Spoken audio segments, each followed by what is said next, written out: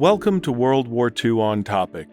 I'm Jeremy Collins, the Director of Conferences and Symposia at the National World War II Museum in New Orleans.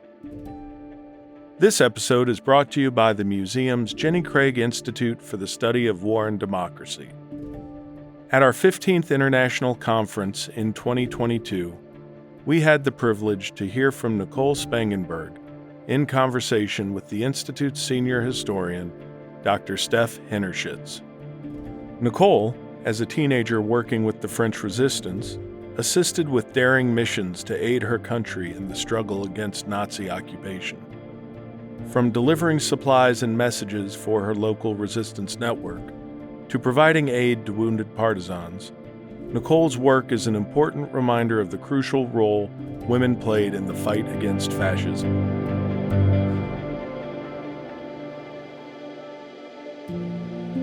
We're actually going to continue the discussions about resistance with this panel, which is a conversation between Jenny Craig Institute senior historian Steph Hinnershitz, who many of you recall chaired a panel on women in resistance movements yesterday,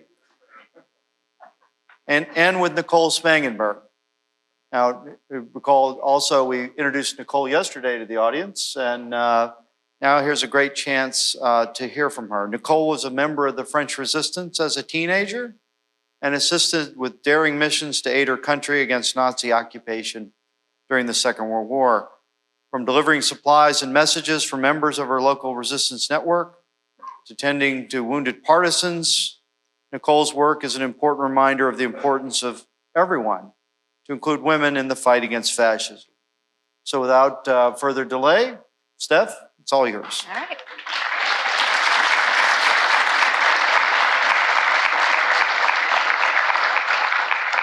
All right, thank you everyone, and thank you Mike for that introduction. And probably doesn't need much of an introduction from me, but I'm very honored to have Nicole here with us today. And we're gonna keep, like Mike had mentioned, keep with this theme of resistance, and especially with the roles of women in the different resistance movements. So like I said, we are really, really honored to have a member here with us to tell us about her story, and then also a little bit later to expand out and give you some more details about other women who were also important for the movement. So I would like to start off, Nicole, just asking you to give us a little bit of your background growing up. Tell us a little bit about your story before you actually got into the resistance movement.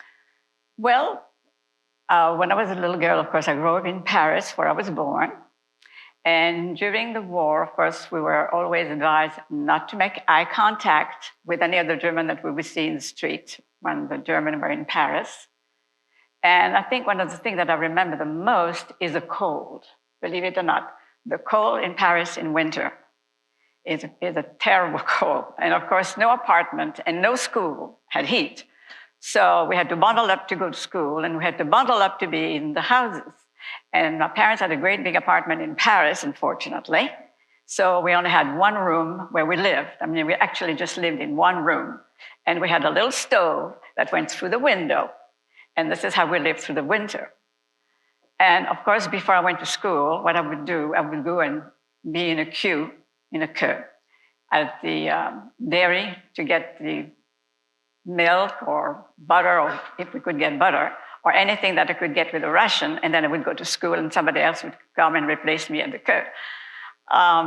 The food, of course, as you probably all know, was not pretty good, was not good at all. We had ersatz coffee, butter was no butter, but we made do. And after the war, it took me years to finally eat pasta, because we had pasta almost every day. So the main thing was, as I grew a little older, 13, 14, we had parties. And the main thing was to run for that last metro, the last subway, before the curfew was on, because we had a curfew.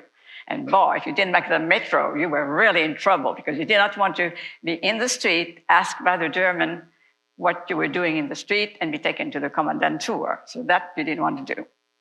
So life in Paris was more or less normal that way, except that we had all these restrictions, and we knew that we had to abide by this restriction.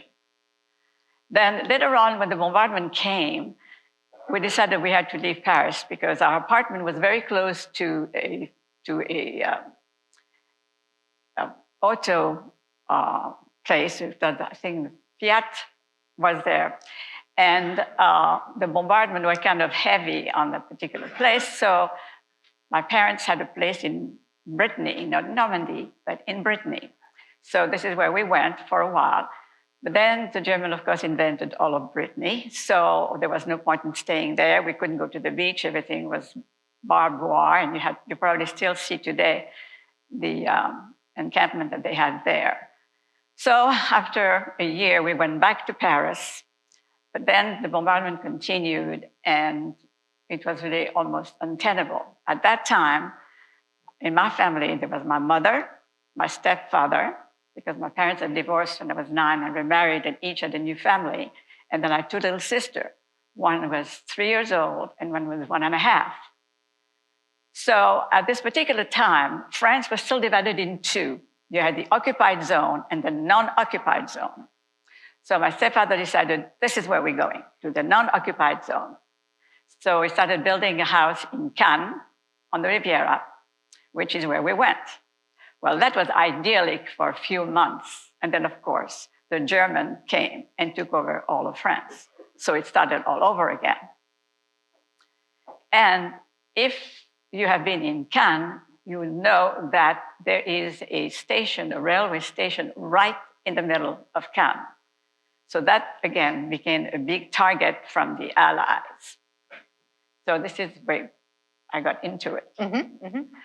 So here we were again in Cannes, trying to escape Paris, but we were in Cannes, and the bombardment started now from the Allies, trying to cut the line that was coming from Italy to France. So what to do? I was now 16 years old. And I had left school in Paris. I had gone to Brittany, and I was in Cannes, and I was back in Cannes in school, but it was kind of chaotic, as you can imagine. So my stepfather decided, okay, the invasion is going to come very soon. So let's just leave Cannes because of the bombardments, and we'll go into the Basses-Alpes, the bottom of the Alps, and we'll stay there until it's over and the Allied invasion has taken place. So that's what we did. We went to the Basses-Alpes in a little place called Beauvaisis, in a little village. Charming little village? It was not. It was just a run-of-the-mill village. Very, very small. It had one grocery store, one little church, and an hotel de ville, and that was it. So there we were in a hotel with my family, which then consisted also with my grandmother who had come with us, my stepfather, my mother, and my 2 little sisters. And then in the hotel was also a Jewish doctor, Dr. Vachtel, who was there for the same reason we were. And there was also a nurse who was there, also for the same reason we were, with her 2 little children. So there I was. And what to do? Nothing. So I borrowed a bicycle, and I was trying to go around and see what I could see and just kind of idle the day that way. And then, of course, one day, on one of my foray, I saw a young man coming out of a bush, really. And he was about my age, or maybe a little older, and he had a gun slung over his shoulder. Well, I knew who he was, of course. So naturally, I was 16, he must have been 17 or 18, we started to talk. So, naturally. So, he told me what he was doing. I knew that already, and he should have told me anyway. And then I told him that where I was at the hotel, that we had a nurse and we had a doctor. Oh, he said, you have a doctor and a nurse. Well, we have some wounded, and we would love to be able to get to them to help us. So I tried to arrange something between them. And indeed, the head of the cell came to the hotel and met the doctor and met the nurse, and they decided that they would bring the wounded to the hotel. Well, that was very tricky, and it was very dangerous. And the hotel manager wasn't looking at this in a very good eye at all, as you can imagine. But anyway, they did. So they brought some wounded and came to be really kind of an infirmary of a sort. And we put mattresses on the floor, And the doctor and the nurse did what they could with what they had, because they didn't have very many resources. So this went on for some time. Then, to back up a little bit, the Germans could not occupy every inch of any territory anywhere.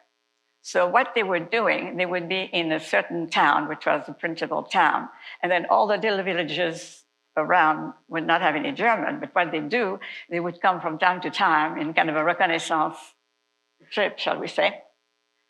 And of course, they would ask who had been in the resistance or in the black market, and sometimes people would say who they were, and of course, they were just taken right over and, of course, shot right there on the spot. So there was no German where we were. We knew that, but we knew where they were. They were in Ding. So one day, before that, I'm going to back up a little bit. Then I had, of course, established this relationship between myself and the resistance, and I was able to kind of finagle a few things to pass one from one cell to another, et cetera, on my bicycle. So there we were. One day, we heard that the Germans were coming. So panic at the hotel. What are we going to do? So my parents got very busy trying to see what they were going to do, where they're going to leave, trying to get together my sister, my grandmother, et cetera. And then everybody in the hotel was in the same panic mode. So I ran to the infirmary where I had been volunteering all this time with the doctor and the nurse. And fortunately for me, they had taught me a few things like making a dressing, doing a dressing, just whatever I could. I learned with them, which was good later on. So there we were, and I could see that everything was so chaotic. So I ran to the infirmary with the wounded were, and I realized that nobody was going to go with them anywhere. So I came back to my mother, to the room, and I told her that I was going with them. So that didn't sit very well, as you can imagine. And she tried to keep me and cried and so forth. But of course, she was very much right now in the mode of trying to get her own family together to go and where to go. So I kind of fell into the crack. So I went back to the infirmary, took a great big bag and put everything I could in the bag.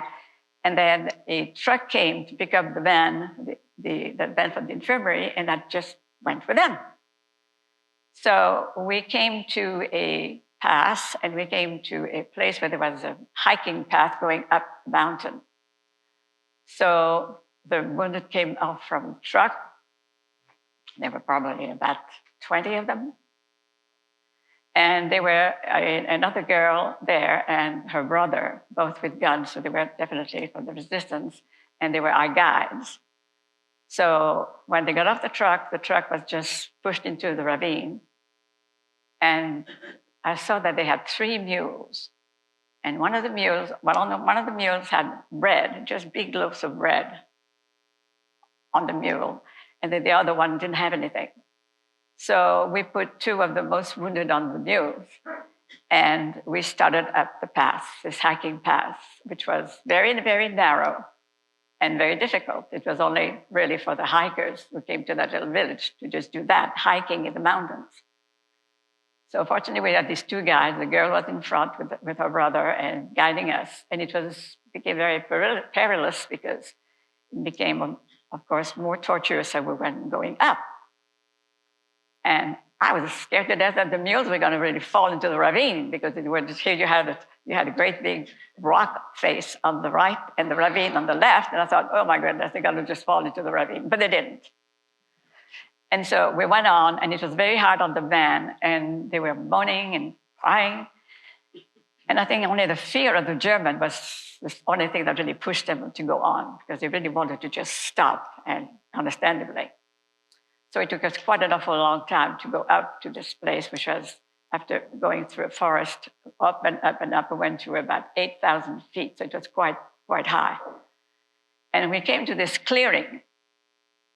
And there was kind of a barn in this clearing. It was not really a full barn, but it was a barn that maybe had one side completely open, where there were They had bales of hay for the animals that came up to the pasture in the summertime.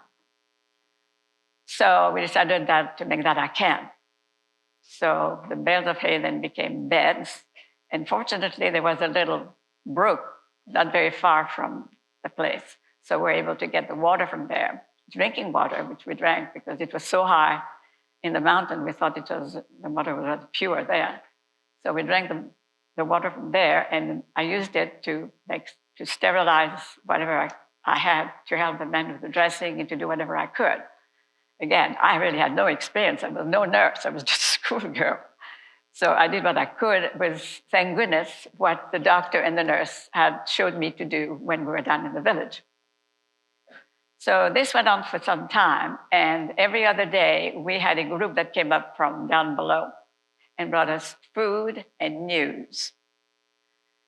So after a few days, thank goodness, I was so surprised to see the doctor arrive, Dr. Bachdel arrive. I was so overjoyed.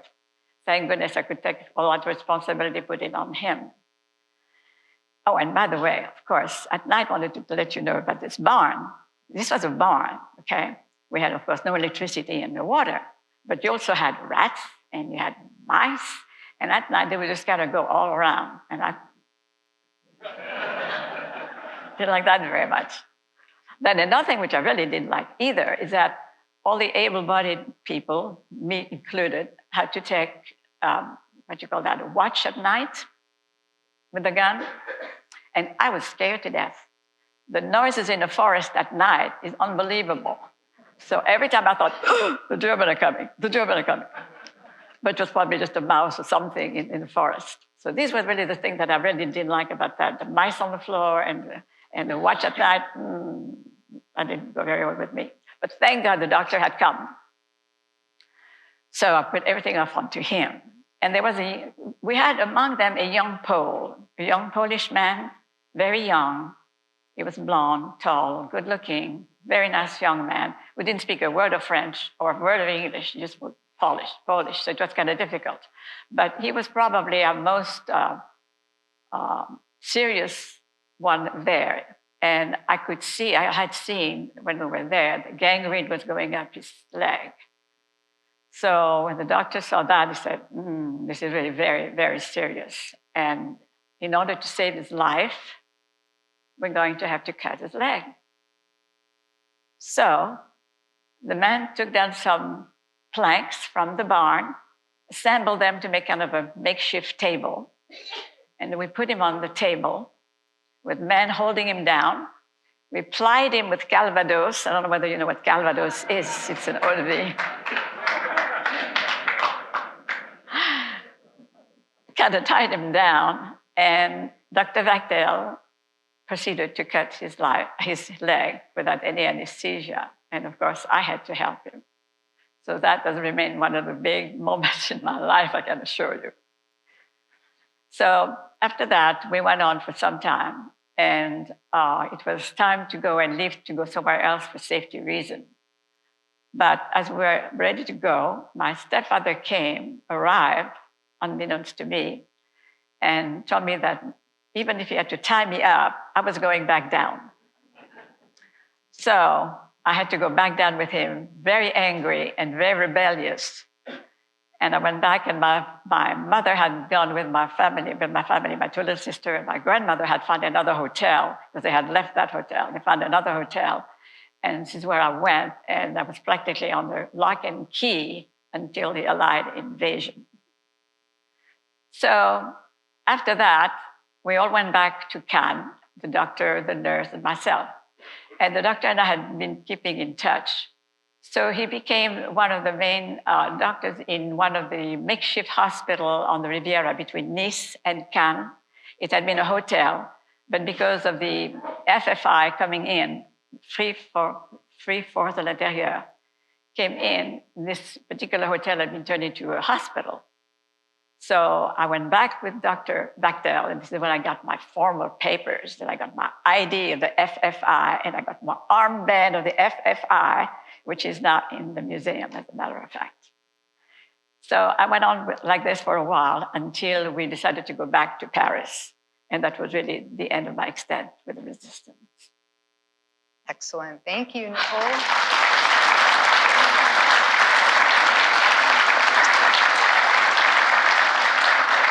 So I do want to ask you, before we turn it over to Q&A, because you had such a rich story and really honored to hear all of your experiences, how representative was your experience, do you think, with other women who served in the resistance? Because I know you do have a few examples. And so if you could give the audience some context about what, we heard what makes you special, but are there other examples? Oh, there were. Yeah. There were lots of women who were really extraordinary heroes, and some of their story are so much better than the fiction that you read that sometimes you just can't believe that it's really happened.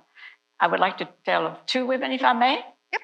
One is Christina Starbeck, who was Polish, a Polish aristocrat, glamorous, passionate, and totally fearless. She led a life of romance, danger, and thrills, and became one of Britain's most important and daring spy, a favorite of Churchill and mine. She was born in Warsaw in 1908 to Count and Countess Jerzy Starbeck and raised on their large estate, where she learned to shoot, ride horses, and ski in the adjacent Tatra Mountains. She was fluent in German and French and English. While still in her teens, she married a young businessman, but they were incompatible, and she divorced soon after. When she was 22, her father died after having really gambled the whole estate away. So they found themselves penniless, and she and her mother had to move to Warsaw, where she tried to find a job. So she did find a job at a Fiat factory, but her lungs became affected by the fumes and scarred. So the advice of a doctor, she resumed her life on the outside and went back when she could to skiing, where she excelled, learning all of the back ways of these mountains. And actually, it is on the slope that she met her second husband, a tall, taciturn, but brilliant diplomat, 20 years older than she. Jerzy Gizicki came from a wealthy family, which enabled him to do whatever he wanted to do without any restriction of a job. A talented linguist, he became a Polish diplomat as well as a writer. He loved to ski in the Tatras mountain. And one afternoon, while skiing, he saw this young woman struggling and falling on a steep slope, which had become very icy in a sudden blizzard. He skied over to her and grabbed her bodily, averting her coming fall. Although 20 years her senior, Jerzy married Katrina a few months later in Warsaw.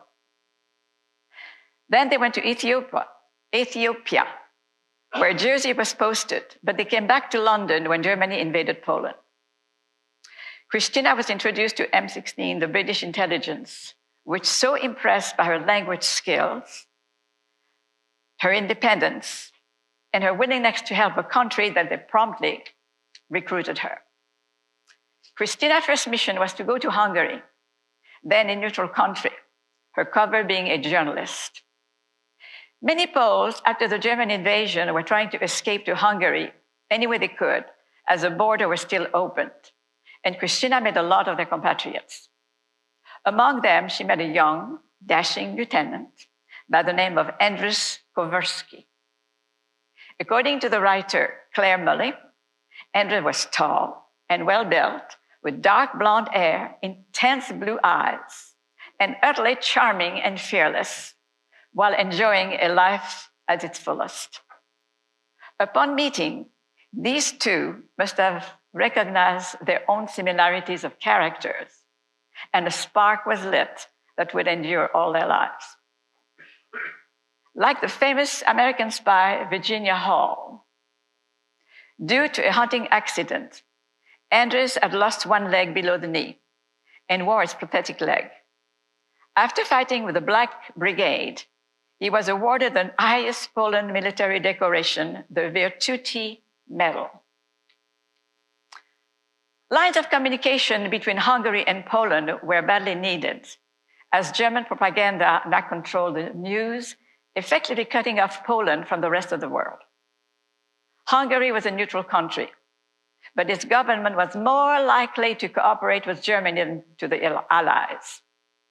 So under the guise of being a journalist, Christina was sent to Budapest to open a courier channel and try to get into Poland. That she did against all advices in February when the snow was deep. But she managed to persuade Olympic skier Jan Masaryk to guide her, and she set off on her ski to cross the border to Poland, where she organized a system of couriers and supplied funding. On one of her missions there, hidden in her ski jacket, she brought back a microfilm detailing preparation for Operation Barbarossa, the proposed invasion of the Soviet Union. Andres was also directed to go to Budapest and has also been ordered to work with Christina to form a team to gather intelligence on river and train traffic traveling between Germany and Romania, and tracking movement of frontier guards on the Yugoslav and Slovakian border. But their luck finally ran out, and they were arrested by the Gestapo. During the interrogation, Christina bit her tongue so hard that it bled. And the Gestapo, fearing that she had acute tuberculosis, let them go.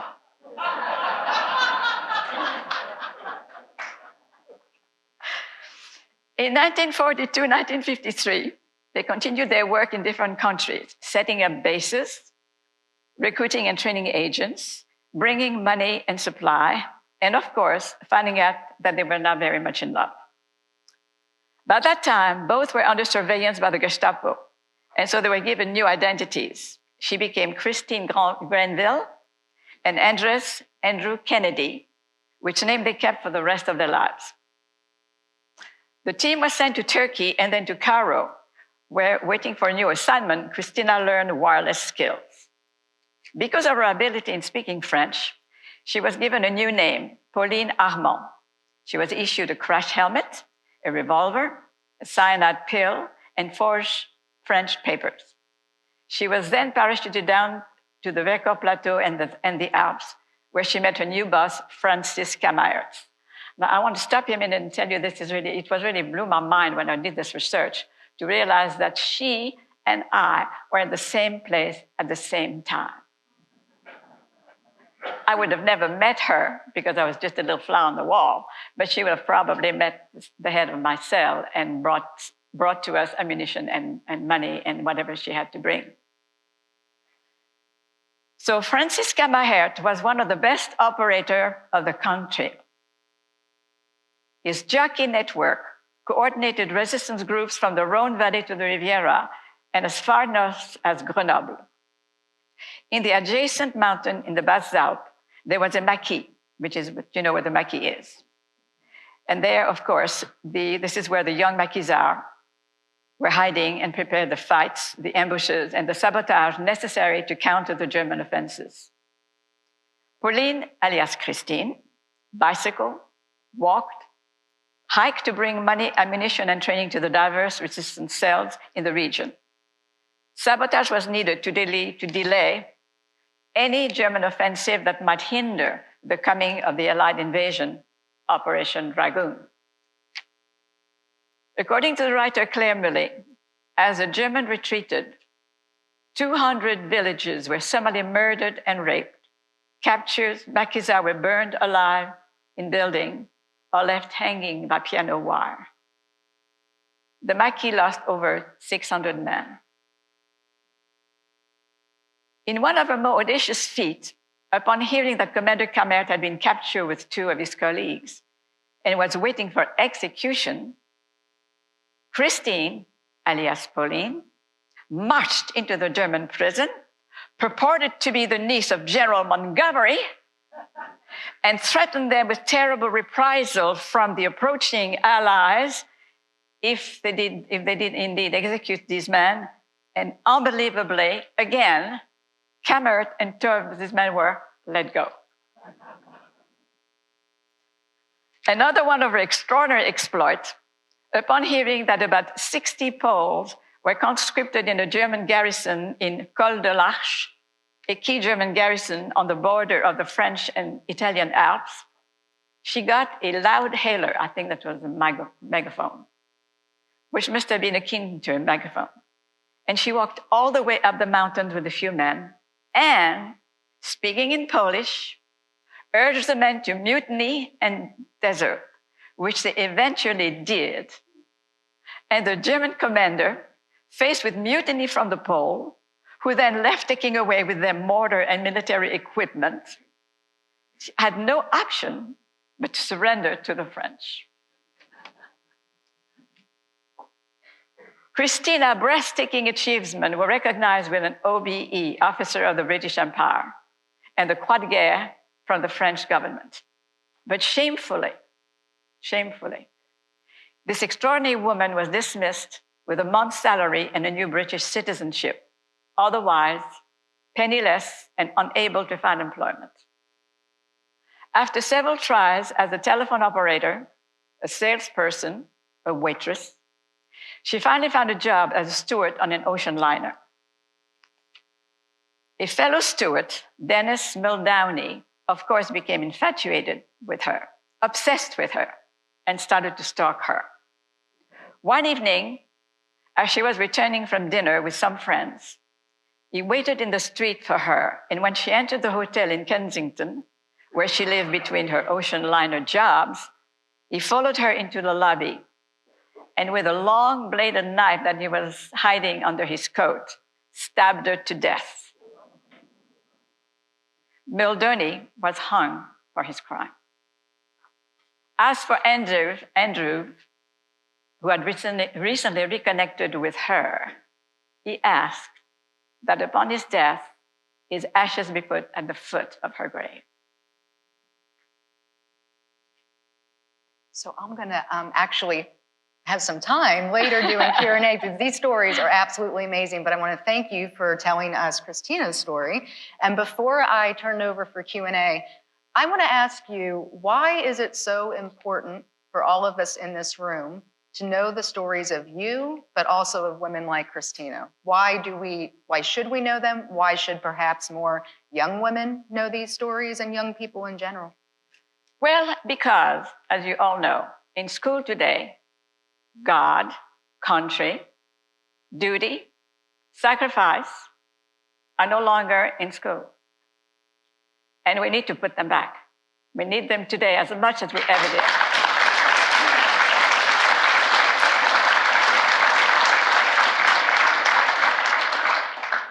So I think that perhaps a program highlighting the extraordinary story of men and women might just lit that little spark that sometimes is needed to alter a course of a life or to alter somebody's idea about what they want to do.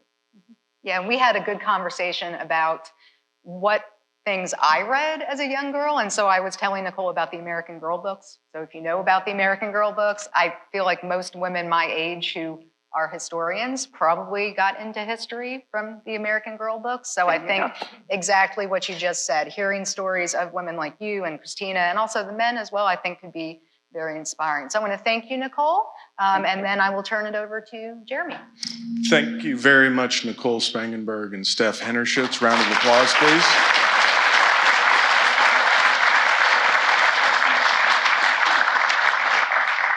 The unique opportunity to speak to somebody who was actually there is now yours. Please raise your hand and we'll bring you the microphone. Connie's in the back and I'm here in the front. We will start to your left, ladies, if you follow me.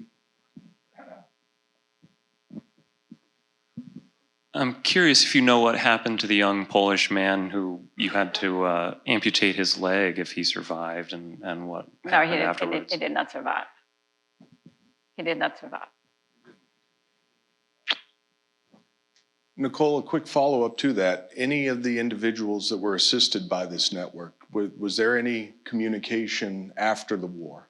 Well, unfortunately, what happened is that the German, after they had moved to another location, the German did find them and set far to the other barn they were in. And the one who were able to walk were able to escape, but the other ones did not. So most of them were shot.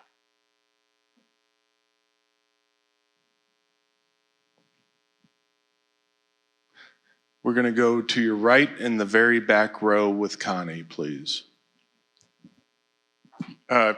Nicole, you said you had two stories, and you may not have time to tell the story of the second woman, but could you give us her name so we could look it up?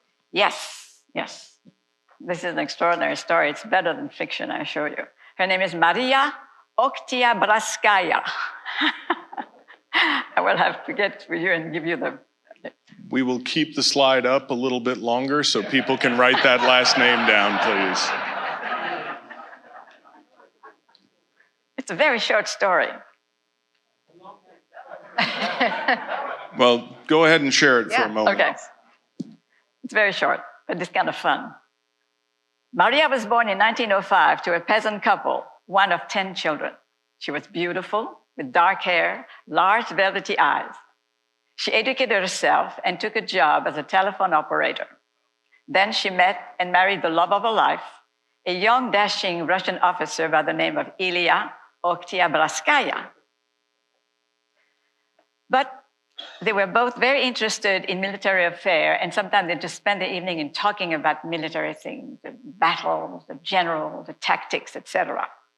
But of course, it was war, and he was called to the front, and unfortunately, he was killed. The news, unbelievably, did not return until 2 years later, speaking of communication. So when she heard, of course, she was totally devastated, but then she got enraged.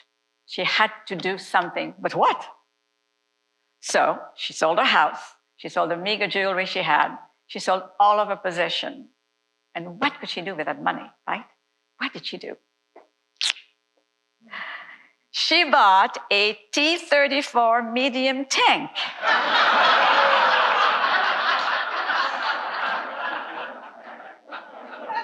That she baptized the fighting girlfriend.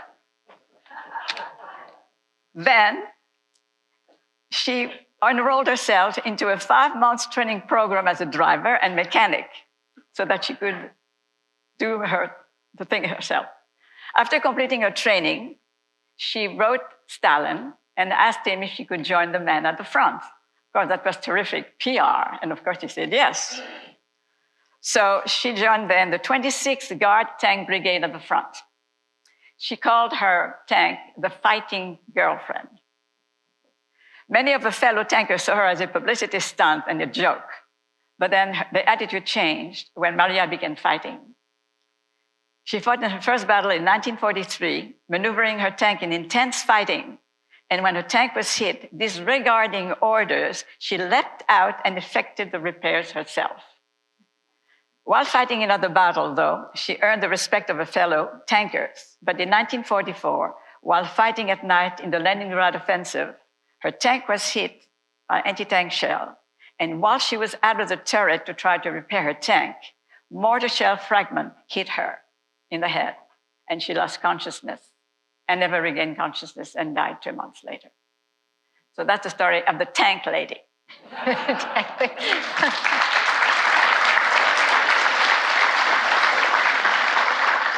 So Nicole, I actually wanted to jump in here real quick. You had mentioned earlier in your talk a ribbon that is here at the museum. Is that what you said? Could you? Yep. So you can tell us a little bit. Oh, well, it's the armband that I got from the FFI, which has a free Force de l'Intérieur, when I got back to Cannes, and I have my identity card, so it will allow me to just go back and forth freely with my armband and my identity card. So the armband is now in the museum. Oh, and by the way, I also want to mention the Lysander, which is in the museum. The plane, the Lysander, which was used mostly from London to bring the spies from London to wherever they were going, particularly to France. Thank you. Nicole, our friend James Holland had a question asking me if you live in the United States or France, and I said a little bit of both because you live in New Orleans. That's right. That's why I'm here. Can you tell people how you came to New Orleans? And then there's going to be a question in the aisle that I'll get to. Well, as you probably know by now, I'm rather impulsive. So I was living then in the United States in Virginia, and I decided I was going to stay. My grandmother went back to Europe, and I decided I was going to stay. So I took a job, and somebody said, oh, you should go to New Orleans. Everybody speaks French. So I said, well, why not? So I booked a ticket that came to New Orleans. I had a few letters of introduction to some ladies in New Orleans, but I also had a little notebook that I had kept, and I had the name of some people that I knew, and I thought, I'm going to call them. So one of them was the Bob Spangenberg, whom I had known during the war, actually after the war, when he was in Cannes at a rest camp. And I knew that he was married and had 2 little children. I thought it'd be a great time to meet them. So we agreed to meet, and it so happened that at that particular time, in those days, there was a friendship that used to come to New Orleans around Christmas time. It was a school ship, and it would be here for Christmas and during the duration of the holidays. And it so happened that the ship captain I had known also in France. And so we're supposed to have a grand evening that evening with Bob Spangenberg and the captain of the vessel and myself. And then he called and said at the last minute he couldn't come, he couldn't leave the ship because something had happened on the ship, he had to stay. So Bob was going to bring his little brother. So I said, okay. I didn't like that. I said, okay. So he brought the little brother, and that was on a Sunday, I believe. So it was on a Sunday, and by Saturday we were engaged.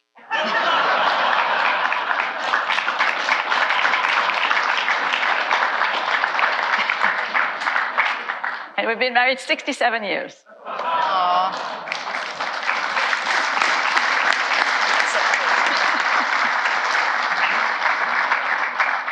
I'm in the Spangenberg family, and I think Nicole forgot to mention that Bob Spangenberg was skipper of a PT boat in France, and that's how you met him. That's right. Thank you. During your time you were at the underground, how did you control your fear when you were doing a mission? Well, to begin with, I think that this is true of all 16 years old. You're never going to die. At 16, you're just not. And you don't think about that. You just don't think about that. You think about it, from time to time, but not really. It doesn't keep you from doing anything that you want to do. All the way in the very back center aisle, please. Bonjour, Nicole. Ça va? I run a gifted and talented school in New York City, and it's elementary and middle school. And we are really going through a hard time now, not only with COVID, but with people that are teaching their children that they are entitled to everything, and that no one knows that they have to work for things and participate in their communities and support others.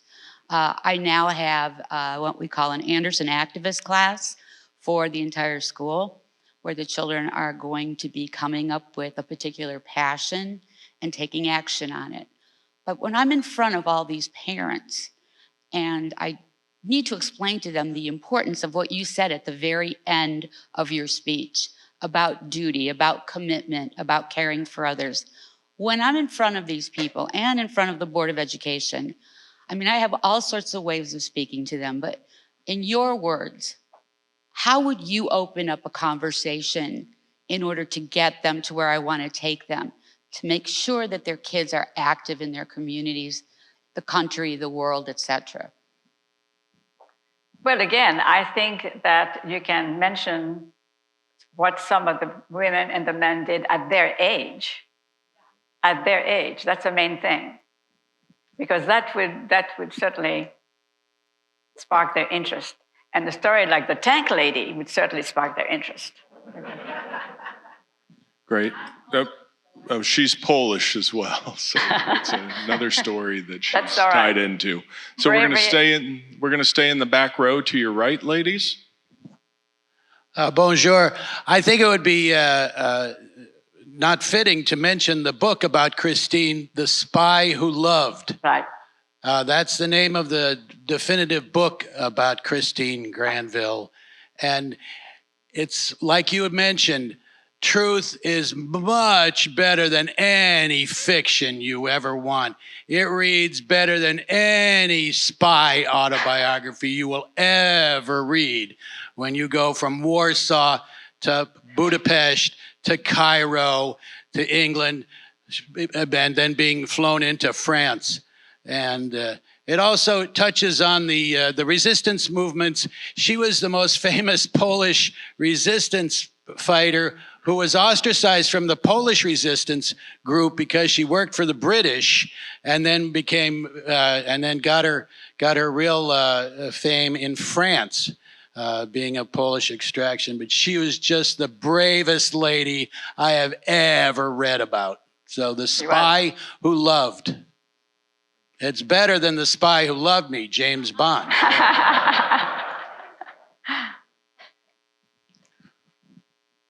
We're going to go to the back here. Joe, please. Ma'am, what do you think was your greatest strength to be able to resist, and how much knowledge or hope did you have that the Allies would free you? Well, we knew they were coming. We knew that this was imminent to begin with. So it gave us the strength to go on. It was at a very, very difficult time because, of course, as a German would be leaving before the invasion, they would leave their mark when they were leaving. And that was a very difficult time for all of the region in France and the little villages where they really left their mark. But you get your strength, I don't know, it's something that you do because you believe in something to begin with, and that is the strength that you need to go on, the belief in something. Next question will be to your left, ladies. Yes, I'm wondering if your mother and stepfather ever said after the war, gee, we're really sorry, we sort of locked you up and we wish you had continued? Or no. How did they feel after the war? We didn't talk about it.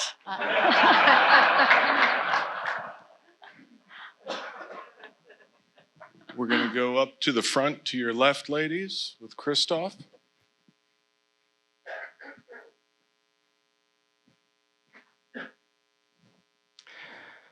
Merci, madame. I'd like first probably to thank you, I guess, for all my friends in Normandy making Calvados. That's a good advertising. Help us to go through US customs. Anyway. And also, you mentioned something that was very interesting at the beginning of your speech, about you went from Paris to Brittany.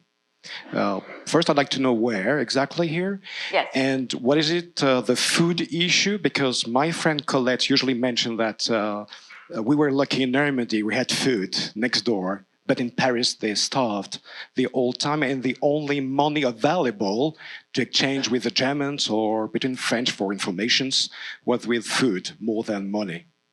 Well, that is true. I think that you were much better off when you were in the little villages or outside of the big metropolitan areas, because you could go and get wood to heat the house, which we couldn't. And then you have usually some garden of your own where you grew some vegetables. And we couldn't do that in Paris, for instance. No, we suffered a lot in Paris in the way of food that we didn't have.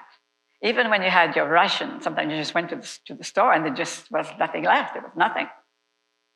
So that went on for quite a while. But you were much better off in the country, absolutely. And Christoph referenced Colette Marine Catherine, who is a friend of the museums and meets with our groups in Normandy, including our school groups, our students. There was a question here in the center aisle, in the green jacket. Nicole, I can see you're a very high energy, action-oriented person, which I think would be really good for a resistance worker. But you also mentioned the fact that you were very young, and so most of the time you thought you were immortal. Was that true of most of the resistance workers you encountered? Were they young and bold?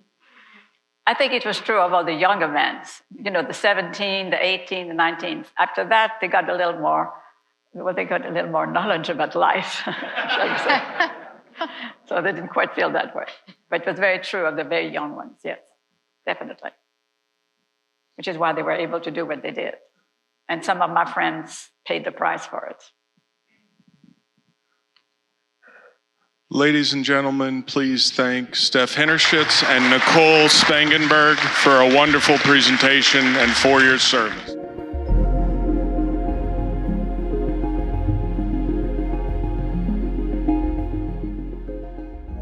Thanks for listening. We encourage you to visit nationalww2museum.org/podcasts for more episodes. That is nationalww2museum.org/podcasts. Don't forget to check out the events tab on our homepage at nationalww2museum.org as well to catch some of these conversations and programs in real time. The museum is marking a special year here in New Orleans. Coming at the end of 2023, we will be unveiling our capstone addition to our campus, Liberation Pavilion. The pavilion will cover the closing months of the war and the post-war years, exploring the links between World War II and today. Equally important, the museum has the privilege and honor of hosting the 2023 Congressional Medal of Honor Society's annual convention. Taking place in New Orleans from October 31st to November 4th, the convention is one of our country's most prestigious and patriotic events, providing unique opportunities for the public to engage with Medal of Honor recipients. Learn more at cmohs.org. This series is made possible by the Albert and Ethel Herstein Charitable Foundation, which supports content like this from the National World War II Museum in New Orleans. Please remember to rate and subscribe. It goes a long way to helping others find this series. I'm Jeremy Collins, signing off.